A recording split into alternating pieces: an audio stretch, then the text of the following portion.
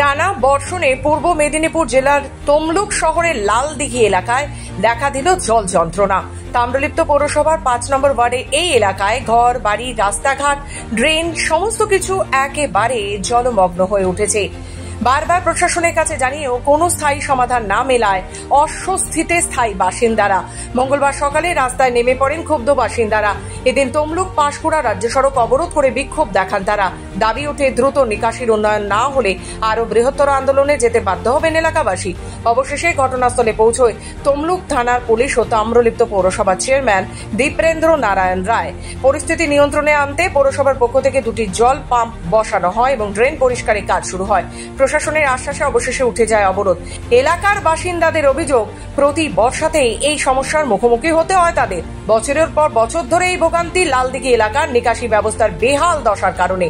বর্ষার জল পুকুর ও ড্রেন ও পথ সবকিছু নিয়ে একাকার হয়ে যায়। এ বিষয়ে চেয়ারম্যান দীপেন্দ্র নারায়ণ রায় জানান, খবর পাওয়া মাত্রই আমরা এলাকা পরিদর্শন করি। দুটি পাম্পও বসানো হয়েছে, চলছে ড্রেন পরিষ্কারের কাজ। সমস্যা হলো বহু জায়গায় ড্রেনের ওপর অবৈধ নির্মাণ রয়েছে, জল বেরোতে পারছে না, সেই কারণে দ্রুত সেদিকেও ব্যবস্থা নেওয়া হবে।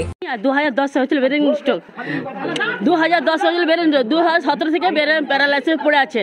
আমাদের ঘর ভাড়ি কিচ্ছু দিচ্ছে না। আজ আমার ভিক্ষা করে রাস্তায় খাচ্ছি, লোকের ভাড়ায় ঘর ভাড়ায় আমরা পড়ে আছি। ঘর ভাড়ায় আমরা কি করে আমাদের সংসার চলবে, কি করে আমরা ঘর ভাড়ায় দেবো? আমাদের ঘর দর দিচ্ছে না। আর সবাইকে সব বড় লোকের ঘর দিয়েছে, শুধু সব ভাড়া দিচ্ছে। জলের সমস্যা আমরা যেতে পারছি না। 4-5 বছর ধরে জল নিকাশি ওইখানে এই কাউন্সিলরের ওইখান থেকে ছিল। ওই জল নিকাশিটা কাউন্সিলর ওইখানে 10 নম্বরে ক্লাব হয়ে ওইখানে জল নিকাশি বন্ধ করে দিয়েছে। ওপাশে রায়ের দিকে চন্দ্রদের পাশে ছিল, ওখানে বন্ধ করে দিয়েছে। যার জন্যে এখানে আমাদের সবাই ডুবে মরতেছি। কালকে একটা বাচ্চা পড়ে গিয়ে ওইখানে পা ভেঙে গেছে। দেখতেই পাচ্ছেন আপনারা যেরকম ডুবে গেছে, ঠিক আছে। জলার, ড্রেনের, পুকুরের সব জল একসাথে চলে আসছে, ঠিক আছে।